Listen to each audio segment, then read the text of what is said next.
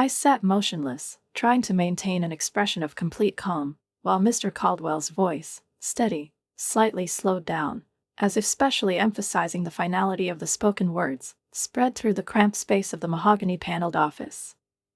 With each new paragraph of the will, the walls seemed to close around me, the heavy air, saturated with the smell of old paper, wood, and thin cigar smoke, pressed on my chest, turning this room into a gloomy, almost suffocating cage from which there was no way out. I folded my hands in my lap, my fingers clasped more tightly than I would have liked, but I did not allow myself to move, did not even allow myself to breathe too sharply, while Mr. Caldwell, adjusting his glasses with a familiar gesture, continued to read out my father's final orders. The property at 1542 Pine Grove Avenue, 789 Lake V Drive, as well as the summer house in Newport, are becoming the full possession of Jessica Morgan Pierce, he said calmly, making a note in his documents, and I caught Jessica sitting across from him, crossing her legs, leaning forward a little, allowing the sunlight, breaking through the window shutters, catching the sparkle of diamonds on her bracelet, the one her father had given her last year. Another reminder of his unwavering favoritism, another proof that I always stood by, watching her get the best of everything. I was 32, and at that age I witnessed the final act, which finally marked what had always been in the air. My father chose her, as I expected. The family business, Morgan Communications, including all assets and subsidiaries, was also transferred to Jessica. I heard her exhale faintly, half in relief, half in anticipation, and she leaned back in her chair, her sleek black designer dress, chosen especially for the occasion, shimmering faintly in the dim light. She was what her father always appreciated, ambitious, obedient, married to the right man, the mother of 2 children, the perfect heiress, the embodiment of all his aspirations. I, on the other hand, disappointed him at every turn, choosing a career as a marine biologist instead of becoming the successor to the corporation, divorced my husband, whom he had once approved of himself and, as he liked to say, picked up for me when I refused to put up with his endless infidelities, built my own life and his success without regard for his expectations, but as it turned out, it didn't matter. Is that all? Jessica asked, her voice dripping with fake sympathy, but I could hear the note of sheer triumph in it. She turned to me, pursing her lips into a haughty half-smile. Oh, Alexandra, I'm so sorry, but you know what he thought about your choice. I met her gaze and didn't flinch. I know perfectly well, Jess, I replied calmly, not allowing my voice to betray anything but flat indifference. Mr. Caldwell cleared his throat, took a quick glance at the papers in front of him, and without looking up, added, "There is a small personal account set aside for Alexandra, containing family photos and some jewelry from your grandmother." Silence filled the office, then Jessica's laughter broke it, clear, theatrical, honed by years of social receptions and successful deals. "Well, at least you got the family photos," she chuckled, shaking her head. "I don't even know where you're going to put them in your tiny apartment." I stood up slowly, smoothing the folds of my dress. "Are we done here, Mr. Caldwell?" The lawyer seemed relieved, nodded, put down the papers and took off his glasses, tiredly rubbing the bridge of his nose. He's probably seen enough scenes like this already to know that they rarely end peacefully. But I wasn't going to make a scene, I wasn't going to give Jessica the pleasure of seeing me broken. "Alexandra," she called out to me as I approached the door. "Don't worry, I'll make sure you're taken care of. Maybe there's even a place for you at Morgan Communications, something, entry-level, of course." I turned around, allowing myself a small smile. "That's generous, Jess, but I'll be fine." The road home was quiet, the trees along the highway blazed with the golden red colors of autumn, and looking at them, I remembered how my mother loved this time of year. She would hate what happened today. My phone vibrated. "Message from Jessica, we need to talk about your future tonight." I ignored him, just as I had ignored her feigned gestures of sympathy at my father's funeral a week ago. Instead of responding to another message from Jessica or allowing myself even a moment of regret for what happened, I parked my car in front of my tiny apartment, a charming craft house that I bought 3 years ago, paying off immediately, without a mortgage, because I never liked to depend on banks or, even more so, on my family. The house was simple but cozy. It didn't have the pretentiousness that reigned in my father's mansion, but everything here belonged to me by right, was chosen by me, fit into the life that I had built without regard for other people's expectations. I didn't linger in the hallway, didn't turn on the light in the living room, but went straight to the study, a small but beloved room littered with books, old maps of the oceans, and shelved shells brought from different parts of the world. Without wasting any time, I went to my desk, opened the bottom drawer, and pulled out a thick manila envelope that my mother had given me 2 years ago, just a few months before her unexpected death.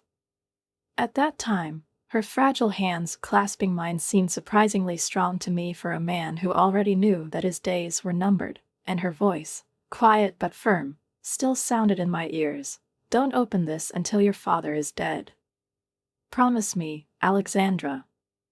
I swore an oath, not even suspecting what secret this envelope hides, and now, carefully turning back its flap, I finally understood why my mother insisted on this oath. The first thing I saw was a letter written in her elegant, neat handwriting, which always reminded me of the curves of the sea waves. "My dear Alexandra, if you're reading this letter, it means your father is gone, and I'm sure he did exactly what I feared. He was a brilliant businessman, but he never understood what was really important. He allowed himself to be blinded by pride and outdated beliefs and did not notice the most valuable thing. He had a daughter who saw further than he did, who possessed honesty and a heart capable of changing the world. Your father rejected your work as youthful idealism, but I saw the future in it. While he was building Morgan Communications, I was building something of my own. 20 years ago, I started investing in sustainable technology companies. I invested in the future you believed in when you laughed at your research. These investments, made slowly but thoughtfully, have grown, and their value now far exceeds that of Morgan Communications. Everything was transferred legally and carefully through a network of attachments, so that your father would never have thought to question it. Jessica won't be able to touch that legacy. It belongs to you. I leave it in your hands, knowing that you would use it wisely. Make a difference, my dear girl.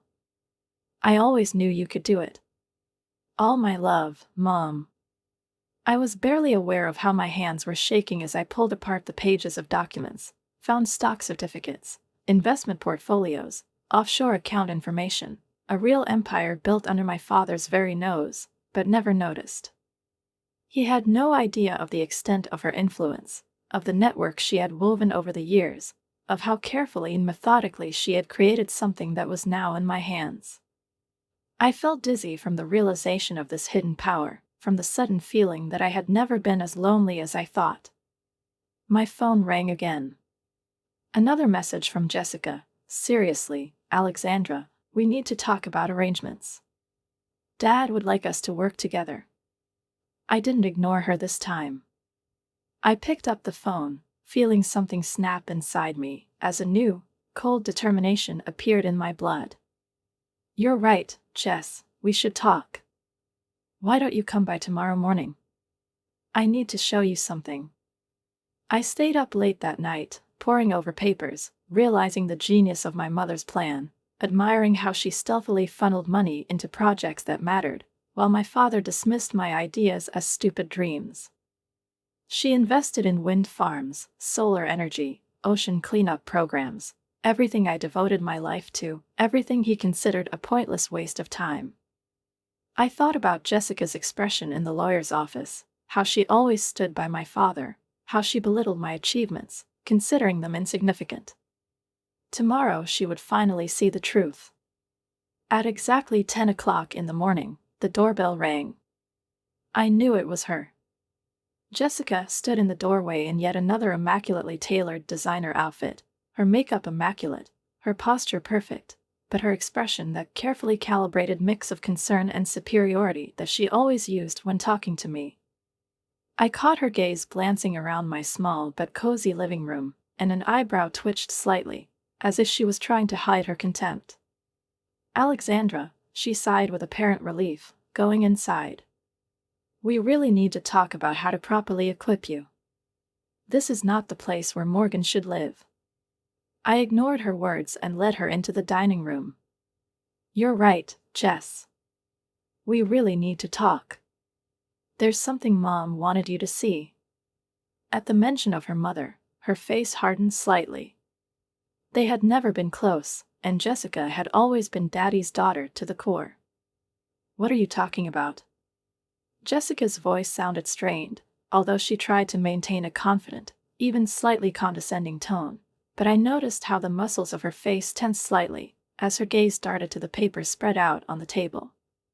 I calmly pointed at the documents. Take a look. Her perfectly manicured fingers, with their nails covered with flawless nude lacquer, paused for a moment before she finally reached out and took one of the sheets. I watched as at first her lips curled into that smug grin that always infuriated me, but as my eyes ran over line after line, the grin slowly disappeared, replaced by an expression of disbelief. Her hands trembled slightly, her breathing became uneven, and then, when the meaning of what she had written finally dawned on her, her face turned pale, and her cheeks immediately flushed an angry red. It can't be true. Her voice faltered, and she immediately cleared her throat, but I could hear a note of panic in it that she didn't know how to hide. It's some kind of mistake. Mom was just a housewife, she didn't know anything about business. I barely managed not to laugh. You think so? I folded my arms across my chest, tilting my head a little to one side. While you and Dad were discussing business, Mom was playing the role of a quiet, caring wife who didn't care about finances, but in reality she was building something much bigger than either of you could ever have imagined. Jessica shook her head, but her voice sounded uncertain. I leaned forward, looking her straight in the eye. It's all true. Every document has been verified, and every investment is legal. Mom knew what she was doing. And now I know, too. Jessica slowly sank into a chair, her perfect posture wavered, and for the first time I saw something like uncertainty in her pose. She stared at the papers as if they could disappear if she wanted them badly enough. But Dad's company. Morgan Communications, her voice became quieter. Yours, I finished for her, making it clear that I fully understood the essence of the situation, even recognized that my father really wanted to pass on his legacy to her. As he wished. But my mother's legacy belongs to me. And it's worth about 10 times more than what you inherited. There was silence, broken only by the soft tapping of Jessica's fingernails on the edge of the table. I saw her frantically searching for a new strategy, turning over possible paths in her head, trying to figure out how to emerge victorious from this unexpected situation for her. Finally, she spoke, her voice as smooth as it had been in the boardrooms when she was convincing investors when she was selling her version of reality. We could work together, Alexandra, use our resources. Think about it, the infrastructure of Morgan Communications combined with these assets. No, Jess, I interrupted her before she could play her usual game. That's not what Mom wanted. And not what I want. You got exactly what Daddy intended for you. And this is my way. For a moment, her mask slipped off, and I saw something real, something raw, painful, hidden behind layers of self-confidence and arrogance. Maybe it was fear. Maybe it's the realization that she's no longer in control of the situation. But the expression disappeared as quickly as it appeared. She stood up abruptly, her heels clicking loudly on the floor. You're making a mistake, she said coldly. I smiled. Maybe. But at least it will be my mistake. She silently ran out of the house, her expensive shoes clattering on the sidewalk. Every step was filled with rage, but I did not feel satisfied from this moment, only lightness, which I had not felt for many years. Mom was right, success is not always loud. Sometimes the quietest players make the biggest moves. But there was no time to think. I had to work. It wasn't just a matter of money. It was a matter of influence. And now I had the resources to make it happen. My phone vibrated. Jessica, it's not over yet, Alexandra. I looked at the locked safe in the office, which contained copies of all the documents. I thought about my lawyer, who had already taken steps to keep my mother's legacy intact. I smiled as I typed in the answer. You're right. This is just the beginning. The next morning, I woke up to 14 missed calls and a flood of messages that seemed to fill the entire phone screen. Jessica didn't waste any time. The news spread faster than I expected. Aunt Patricia, Alexandra, how could you do this to your sister? Your father would be devastated. Cousin Michael, hey, let's talk business. I have some great investment opportunities. Some distant relative, do you remember how we used to play together when we were kids? We should catch up. I sighed, looking at the screen. Mom always taught me to set boundaries. I didn't have time for family dramas today. I had to work. My first stop is Harrison and Associates, the law firm that has been quietly running my mom's empire for years, unlike my dad's pompous corporate lawyer, Mr. Caldwell. Sarah Harrison was exactly how I remembered her, sharp, modern, unwavering, a person who never wasted time. She has always been one of those people who plans her steps several moves ahead, and it seems that my mother chose her as her legal strategist for a reason. Sarah, I said, walking into her office. She looked at me over the thin rim of her glasses. A slight half-smile flickered on her lips, which showed satisfaction with a man who knew that his predictions were coming true. Your mother predicted that Jessica would try to challenge this within a few days after she found out, she said calmly, leaning back in her chair. I sank into the overstuffed leather chair in front of her desk, steepling my fingers in the lock. And what are we going to do next? Sarah silently took a thick folder out of her desk drawer and placed it in front of me, running her palm over the smooth cardboard surface. Your mother left very specific instructions, she said, her voice steady, but I noticed a faint gleam in her eyes. She knew that Jessica would try to challenge the ownership of these assets, and most likely, her strategy would be based on one key argument, that your mother was mentally ill when she signed all these agreements. I snorted, shaking my head. That sounds exactly like Jessica. That's why your mother prepared an airtight case. Sarah pushed a stack of documents towards me, her movements confident, as if she had been anticipating this moment for years. She spent years documenting her every decision, business meetings, investment strategies, contracts, agreements, even audio recordings of conversations with financial advisors. It's all here. I slowly unfolded one of the folders, taking in the neatly organized files. It wasn't just a legacy. It was a strategically constructed chess game in which my mother not only managed her assets, but she led the game 10 steps ahead of everyone else.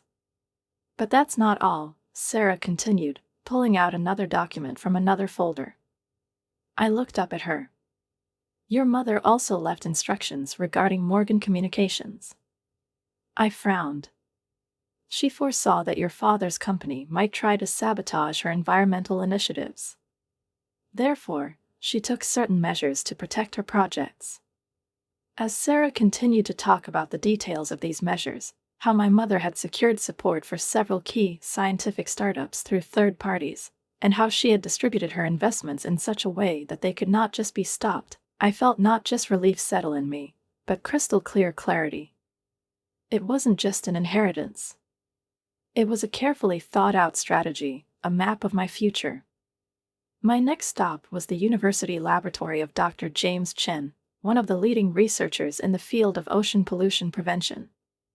I'd been hearing about his work for a long time, but only now, flipping through my mom's files, did I find out that she had been anonymously funding his research for many years. The laboratory was in stark contrast to the world of Morgan Communications. No marble floors, no glass walls, no expensive works of art, just sterile rooms cluttered with equipment, the smell of reagents, and scientific posters tacked to the walls. But it was here, among the scattered handwritten notes and graphs, that I felt more at home than ever in my father's company. When I introduced myself, Dr. Chen raised his eyebrows in surprise. Your mother, he paused, shaking his head. Was she our anonymous benefactor? She believed in your work, I said, putting a new contract on his desk. Me too. We've been trying to thank her for years. She would prefer that you use this opportunity rather than thank her. I want to increase the funding. It's time to take research to a new level. We started discussing the possibilities of expanding the laboratory, potential new projects, and areas of work that could be strengthened, but the phone in my pocket continued to vibrate, interrupting the conversation. A message from Jessica. You can't just walk away from family responsibilities. Dad built this legacy for both of us. I stared at the screen, thinking about her words. What was my father's legacy? Ruthless business tactics, environmental negligence, manipulation, the desire to control? And then I thought about my mom: sustainable innovation, thoughtful investments, strategic thinking, quiet strength. The choice was obvious. When I drove up to my house in the evening, the first thing that caught my eye was Jessica's silver Mercedes parked right in front of the entrance. She was sitting cross-legged on my porch steps, her perfectly coiffed hair slightly disheveled, but there was something different in her expression than anger, something I hadn't seen in her before. When I got closer, she stood up. We need to talk. To really talk, Alexandra. I silently unlocked the door, allowing her to go inside. Unlike last time, she didn't make a single comment about the size of my house, the furniture, or the furnishings. Instead, she started pacing my living room, as if searching for the right words, before finally stopping and looking at me. I spoke with the board of directors of Morgan Communications today. Her voice was harsh but not aggressive. Rather, it was disturbing. Our shares have fallen. When information about Mom's sustainable technologies became available, investors started to get nervous. I leaned against the arm of the sofa, arms crossed over my chest, watching as Jessica continued to pace the room, her heels tapping a nervous rhythm on the wooden floor. That sounds like your problem, I said evenly. She whirled on me, her eyes flashing with anger, but I could see that there was something more behind that mask of annoyance, panic, the realization that her familiar world was bursting at the seams. That's our problem, she snapped, her voice cracking, but she immediately pulled herself together. This is the reputation of our family that we're talking about. Do you have any idea what people are saying? That Dad was so obsessed with preparing me for leadership that he didn't notice how Mom had built something much more meaningful right under his nose. They call him short-sighted, outdated. I tilted my head to the side, studying her face carefully. They're not wrong. Jessica stopped abruptly, her fingers curled into fists, her cheeks flushed with anger. How can you be so cold? This is the Dad we're talking about. I held her gaze without looking away. Yes, the same Dad who cut me out of his will because I refused to follow his blueprints. The same Dad who ridiculed my work, rejected my decisions, not wanting to admit that my path could be no less valuable than his. I saw her face twitch, but I didn't stop. The same Dad who taught you to do the same thing. Jessica shuddered, her lips parted as if she wanted to say something, but the words stuck in her throat. We both knew the truth. She laughed with him when he called my research a waste of time. She nodded when he contemptuously dismissed his mother's idealistic, nonsense project. She lowered her eyes. I took a deep breath and gestured to the chair opposite. Sit down, Jess. Let me show you something. I turned my laptop around, launched the presentation I'd been working on for the last few days, and turned the screen to it. These are forecasts for the next 10 years, I began, scrolling through the slides. The impact of climate change on coastal enterprises, stricter environmental regulations, growing demand for sustainable technologies, and the transition of the global economy to green solutions.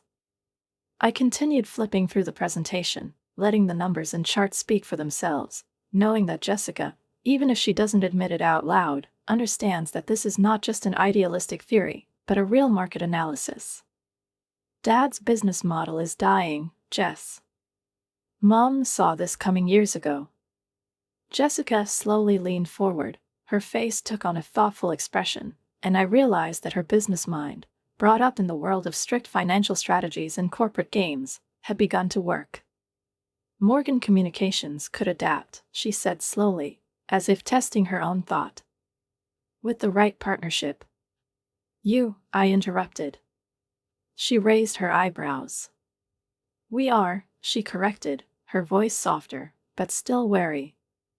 With my money, I crossed my arms, carefully watching her reaction. With your investments, she corrected, holding my gaze. There was a pause, and I could see all the details forming in her head, as she began to consider this option seriously, not only as a forced step, but as a potentially profitable strategy.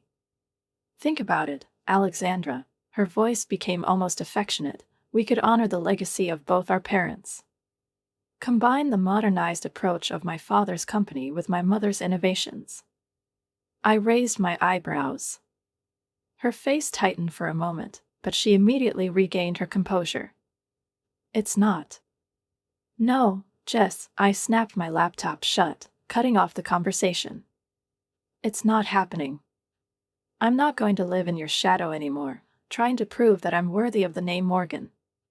Her jaw tightened, and her fingers tightened on the arms of her chair.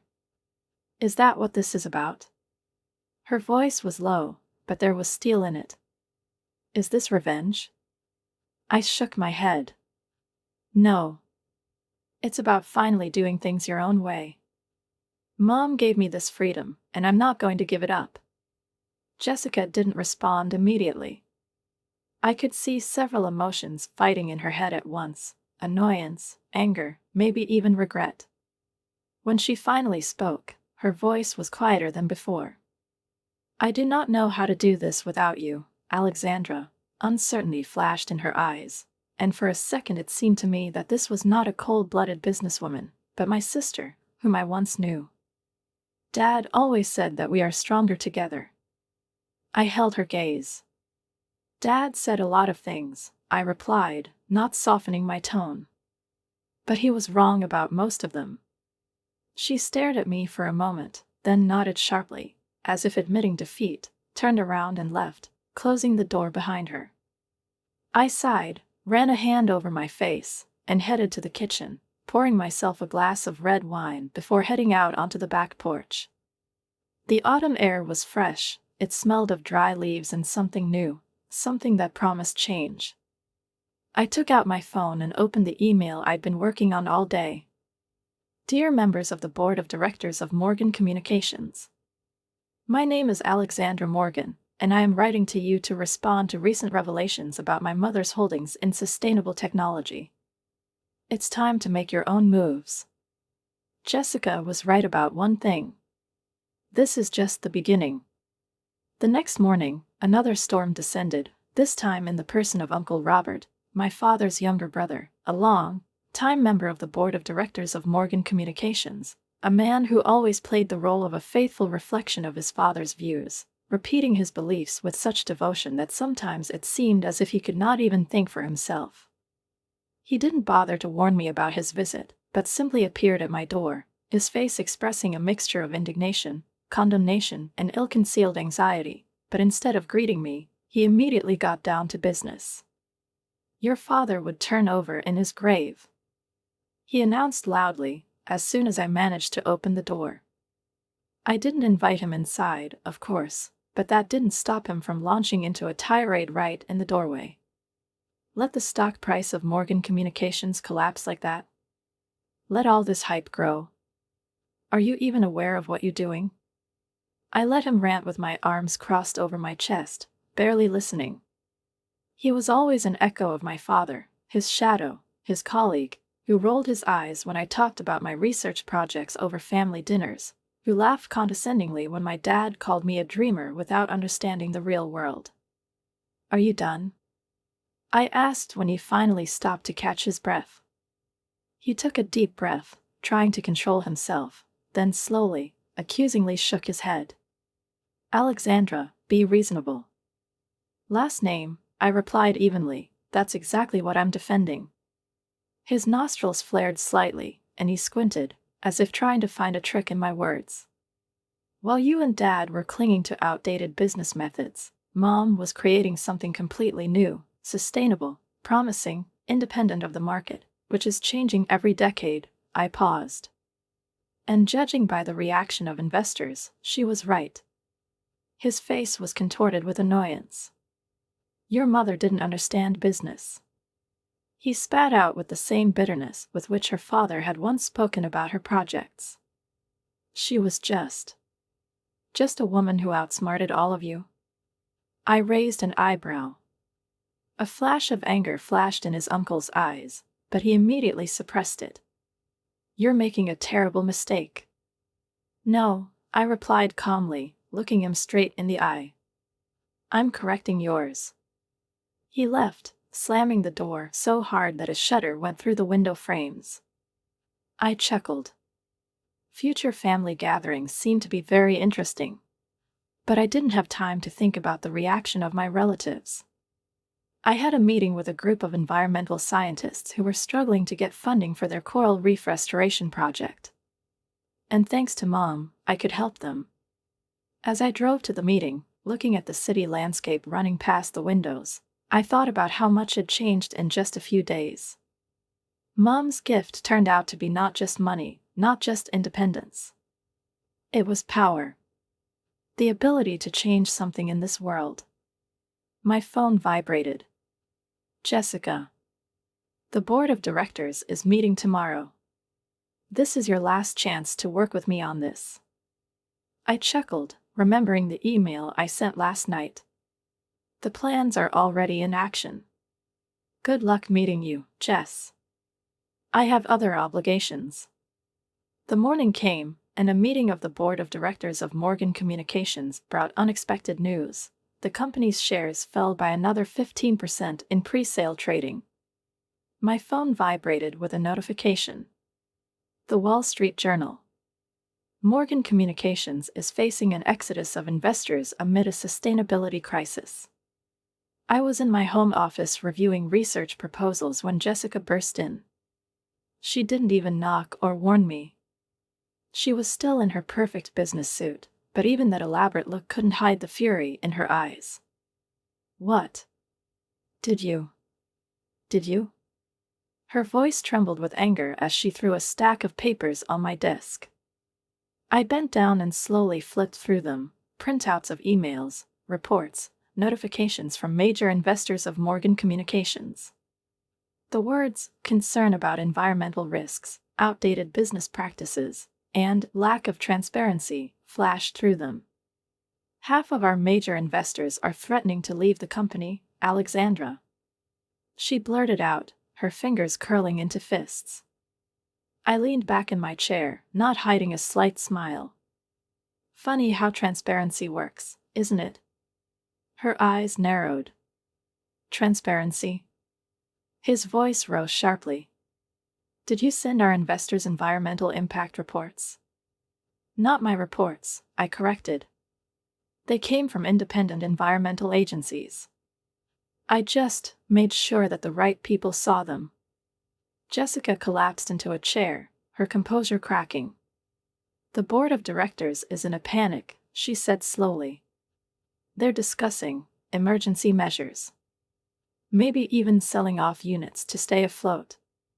I nodded, folding my hands on the table. They should be worried. She straightened up and frowned. What do you mean? I glanced at my laptop screen, where the official statement was already open. Tomorrow, Mom's companies are announcing large-scale initiatives in the field of sustainable development. Breakthrough technology, I said calmly, watching as Jessica's expression slowly changed, as her confidence began to crack, as she tried to find a loophole to cling to, but found only dry facts that could not be ignored. The technology that makes Morgan Communications look like a fossil. Jessica exhaled sharply, her shoulders tensed, and her lips pressed into a thin line. You're destroying everything your father built. I met her gaze without looking away. No, Jess. My father ruined everything himself when he refused to adapt. She wanted to interrupt me, but I held up my hand, preventing her from getting in a word. Mom had been warning him for years that the market would change, that sustainable development and modernization were not just a trend, but a necessity. He ignored her. He clung to the past as the whole world marched forward. He signed his company's verdict himself. Jessica's fingers curled into fists. And this is your revenge? I chuckled, shaking my head. This is a business. Isn't that what our father taught us? Companies adapt or die. My voice sounded cold, and I realized that I was speaking the way he had once spoken. Before Jessica could answer, my phone vibrated. Sarah Harrison, I said, seeing the name on the screen. Turn on CNBC, her voice was strained, as if she already knew what was going to happen next. Something's going on. I picked up the remote control, turned on the TV, and as soon as the screen lit up, a running line of the latest news ran in front of us. The board of directors of Morgan Communications is convening an emergency meeting. The position of the CEO is being reviewed. Jessica inhaled sharply, her face paled, and I saw her tense up, as if she had lost her balance for a split second. They can't do this. Her voice sounded so low that I barely heard it. But they could. And they've already done it. On the screen, the news anchor analyzed the situation, explaining how Jessica had failed to anticipate market shifts, how Morgan Communications had lost investors, and how her management had led the company into crisis. Her hands clenched on the arms of her chair, and her jaw twitched as Sarah's voice cut through the general noise. The board of directors has just received another package of documents, she said with a slight hint of satisfaction. Your mother's reports with a detailed analysis of all the mistakes made by Morgan Communications and suggestions on how the company could adapt. I heard Jessica catch her breath, and then she slowly turned to me, her eyes flashing with understanding. You planned this. I shook my head again. No, Jess. I don't want my father's company. But I want the world to see why his way of doing business no longer works. My phone vibrated again. I looked at the screen, a letter from Dr. Chen. His team has achieved groundbreaking results in the ocean cleanup project, I said, running my eyes over the text. I stood up, turning off the TV. You should go back to the meeting. It sounds like they have a lot to discuss. Jessica slowly straightened her shoulders, but now there was no longer that unshakable confidence in her gaze with which she always looked at me. It's not over yet, Alexandra. I gave her a light, annoyingly calm smile. Actually, it was Mom who took care of it. That afternoon, I went to the university to meet with Dr. Chen and his team. The lab was buzzing with excitement. People were running between computers, shuffling papers, discussing data, and there was a sense of something great in the air. This could revolutionize ocean cleanup efforts, Dr. Chen explained to me, showing me calculations and graphs. And with the funding that you have provided, we can scale this globally. I thought about Dad, about how he was always dismissive of environmental projects, considering them unprofitable, about his obsession with short-term profit instead of long-term impact. Mom saw a different future. And now I was the one who made it a reality. That evening, my phone rang again. The board meeting has just ended, Sarah said. I held my breath. They've removed Jessica from her position as CEO. I exhaled slowly, letting the words sink in. They appoint an interim leader while they review the direction of the company. I already knew that Jessica wouldn't take it well. How is she coping with this? Sarah hesitated. She is threatening legal action, claiming the family's rights to this position. I chuckled. Let him serve. The shareholders won't support it. Not after today. Sarah sighed, and there was a slight weariness in her voice, as if she had already anticipated my thoughts on this matter. but still found it necessary to announce the news. There are several board members who propose a merger with your mother's companies. They think this is the only way to save Morgan Communications. I almost laughed. Is my father's company now begging for salvation from the very environmental initiatives that he has been mocking for years? Are you surprised? Sarah spoke calmly, but I could hear a slight note of sarcasm. No, I wasn't surprised. I looked at it as a natural outcome of what happens when people refuse to notice changes, when their pride prevents them from accepting reality. My father despised sustainable technologies, environmental awareness, and any ideas that went beyond his traditional business mindset. He believed that money could only be made according to his rules, but the world had changed, and now his company was falling to its knees before the very principles that he rejected. That's who I thought you'd say, I muttered, ending the call and hanging up. I opened my laptop and focused on the latest details of tomorrow's press conference. Everything went as my mother had planned. Her legacy not only survived, it flourished. My phone vibrated. Uncle Robert. The message was brief. Last name, Alexandra. Think about what you're doing with the last name. I stared at the screen, and then couldn't help but snort. I thought about my mother, who was quietly building something meaningful while my father and Jessica were chasing power and profit. I thought about the years when I was ignored, belittled, and made to feel like a stranger in my own family because I refused to play by their rules. I looked at Uncle Robert's message again. Last name, Alexandra. Think about what you're doing with the last name. I exhaled slowly and then typed in the answer. I'm thinking of a last name. I'm giving her a future. That evening, as I was replaying my speech for tomorrow's press conference in my head, my fingers found something solid in the depths of my desk drawer. An old photo album. I gently ran my hand over the worn cover and opened it, turning the pages soaked in memories. The first photo. Mom is at my college graduation. Her eyes are shining with pride when I get my degree in marine biology. Father and Jessica didn't come. They had a business meeting. The following photo. Mom is in her garden, kneeling in the soil, telling me about complex ecosystems when I was little, explaining why every plant, every insect, every drop of water is important. She always encouraged my curiosity, supported my dreams, even when everyone else brushed them off. Now I understood. She had been playing a long game all this time, preparing me for this moment. My phone vibrated again. A news alert. Morgan Communications shares in Kansas hit a 5-year low amid a leadership crisis. I closed the article and opened my email instead. Dr. Chen's final presentation was awaiting my review. Tomorrow, we will introduce to the world a new way of doing business that values sustainability over greed, innovation over stagnation. Jessica might still cling to her father's company, but I had something better.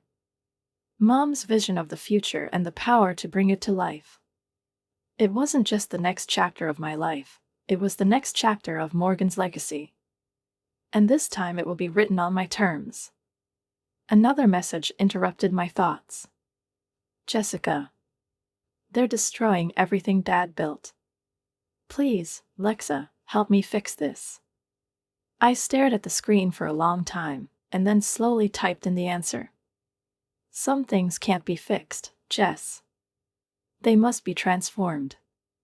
A year after my mother's revelations turned everything upside down, I was standing on a podium overlooking the Pacific Ocean, with the endless expanse of water majestically stretching behind me. But today something new complemented this landscape, the first of our large-scale ocean purification systems, a long-awaited project that for many years was just a dream that I had been cherishing since graduate school, and now, thanks to my mother's legacy, it has become a reality. I took a deep breath, holding it for a moment, feeling the realization of the moment. I was standing here not just as a scientist, not just as the heir to the name, I was standing here as a person who could change the world. I turned my gaze to the crowd gathered in front of me, reporters, scientists, investors, all those who had come to see something more than just another technological breakthrough, and gathering my thoughts, I began to speak. Today is not just an environmental victory, my voice sounded confident, and silence fell in the crowd. This is proof that business and responsibility should not be opposing forces. Success is measured not only by quarterly profits, but also by the legacy we leave to future generations. As I looked around the audience, my eyes lingered for a moment on a figure in the far row. Jessica. She was quieter than I'd ever seen her, her posture relaxed, her face devoid of the usual mask of self-confidence, her expression softer, even her clothes less refined, more practical. Morgan Communications has undergone a complete transformation over the past year, but not in the way it once imagined. After her removal from the post of CEO, the board of directors, unable to cope with the consequences of the failures, made the unthinkable decision: the company was disbanded. Its divisions were sold to other organizations that adhere to a stronger environmental ethic. The name Morgan, which was once associated exclusively with corporate power, has now acquired a completely different meaning. When I finished speaking, the cleaning system hummed, setting in motion. Jessica approached the podium, her step slow, her gaze calm. "Good speech," she said, and her voice was quieter than usual, devoid of its usual sharp edge. I studied it carefully. No attacks. Without protection. Only sincerity. "How are you, Jess?" "Actually." She hesitated, and then smiled slightly. "I'm getting used to it," she said, tasting the word as if she hadn't fully gotten used to it yet. "It's different, not being Jessica Morgan, the CEO. But maybe it's not so bad." We walked along the shoreline, watching the cleaning system begin its work, its mechanisms carefully collecting garbage, leaving clean water in their wake, and I felt a surge of pride in my chest. The technology had already shown promising results in early trials, and now that it was finally launched on a full scale, I knew this was just the beginning. After a long silence, Jessica spoke up. "Do you know what I realized?" I turned to her. "What?" She exhaled deeply, her gaze fixed on the waves reflecting the sunlight. "I spent so many years trying to become exactly what my father wanted me to be, that I never stopped to think about what I wanted myself." I looked at her more closely. "And what do you want?" She closed her eyes for a second, as if trying to feel this desire inside her, and then she smiled, but not with that cold, measured smile that I was used to, but with a real one. "I was a volunteer at the Marine Education Center," she confessed, her voice softening. "I taught children about ocean conservation. It's amazing, you know? To see their faces light up when they understand something new." My smile got wider than I expected. "Mom would love that." "Yes," she whispered. She would. Later that day, Sarah Harrison came to my office with the latest reports. "We've tripled in price," she said, putting the papers in front of me, but then, seeing my gaze, she smiled. "But, more importantly, our environmental initiatives have had an immeasurable impact."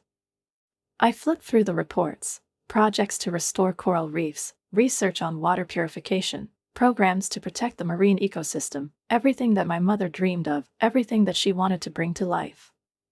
"There's something else," Sarah added, putting a small sealed envelope on the table. I looked up at her questioningly. "We found this in your mother's old files. She left instructions on how to give it to you today." I opened the letter, and my breath caught in my throat when I saw my mother's familiar handwriting, the same one that I had seen so many times on the notes left on the kitchen table, in greeting cards, in the notes she shared with me when we discussed her ideas. "My dear Alexandra, if you're reading this, it means it's been a year since you found out about your inheritance. I hope you used this time wisely, and from what I've arranged to keep track of, I believe you did. But there's one more thing I want you to understand. Your sister, no matter what, is still your sister. Jessica was just as much a victim of your father's harsh worldview as you are. She just dealt with it in a different way. Now that his influence is gone, she might surprise you. I left instructions for Sarah for a separate foundation dedicated to environmental education initiatives. If Jessica shows any signs of change, of a willingness to see the world in a different way, I want you to offer her a chance to deal with it. Sometimes the greatest revenge is not to defeat our enemies, but to help them become better. I love you. Mom. I leaned back in my chair, breathing in deeper, absorbing this last lesson from Mom. Even now she wasn't trying to teach me strategy or business. She was teaching me grace, forgiveness, and wisdom. That night, I invited Jessica to dinner. We were sitting on the back porch. The autumn air was fresh and invigorating. The leaves were slowly swirling in the light of the street lamp, and in the silence of our conversation there was no previous tension. There was something new, still fragile, but real. Mom left me a letter, I said, breaking the silence. Jessica looked up at me, and there was something like weariness in her eyes. And an educational foundation. She frowned. The foundation? For initiatives in the field of environmental education. I looked at her more closely.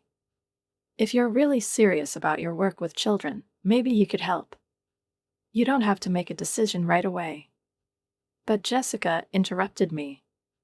Why do you trust me with this? After all that happened? I remembered my mom's words and answered without hesitation. Because sometimes people deserve a chance to rewrite their history. She swallowed hard, her hands clenched in her lap, and I noticed how she blinked away unexpected tears, as if she wasn't ready for this conversation, as if she hadn't expected to hear anything from me other than cold calculation or distance. I've been terrible with you, she finally said, her voice sounding hollow. I helped my father destroy you because it gave me more confidence in my own place in his world. I nodded. I know. She looked up at me sharply, as if she expected a different reaction, condemnation, anger, sarcasm. But that's not where you're supposed to be right now. And she understood. Over the next few months, Jessica threw herself into her work.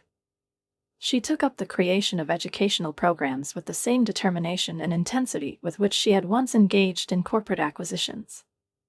It was strange at first, working together instead of against each other, but Mom was right. People can change if you give them a chance. The last element fell into place on the day that was supposed to be Mom's birthday. Jessica and I were standing in her garden, the one I had tended all these years, where every plant was a reminder of her, where she had once taught me to understand nature and respect the delicate balance of life. Jessica bent down and gently touched the rose bush. Mom tried to get me interested in gardening when we were kids, she muttered, as if talking to herself. She told me about ecosystems, about the balance in nature. I never listened. I was too busy memorizing Dad's business lessons. I smiled. She never gave up hope. Not for any of us. Jessica turned to me, her eyes serious, open, honest. I'm sorry, Alexandra. For everything. I've been trying to be Dad's daughter for so long that I've forgotten how to be Mom's too. I hugged my sister, feeling how this moment erases the last traces of the past, as the conversations that we had been putting off for so long finally find their point of reconciliation. Mom knew what she was doing, I whispered. She saved us both. Just in different ways. That night, I sat in my office, looking through the latest reports on our ocean cleanup projects, my thoughts flowing calmly, but with a sense of deep satisfaction. There were 2 photographs on the wall. One is my mother in her garden, kneeling in the ground, telling me about nature. The other is Jessica, who teaches children about marine conservation. Her face shone with sincere joy, and at that moment I realized that my mother's legacy was not about money or companies. It was about transformation. About how the environment is changing. About how a family changes. About how we change ourselves. Mom played the longest game of all. She planned not just financial success, but an opportunity for healing and growth. My phone vibrated. A message from Jessica. The children asked about adding a practical marine biology program. We thought you could help develop it. I smiled, thinking about my mother's last letter, about her faith in us. Count me in, I replied. Because sometimes the best victory is not in winning or losing, but in completely changing the game. Mom understood this all the time. And now, finally, we've figured it out too.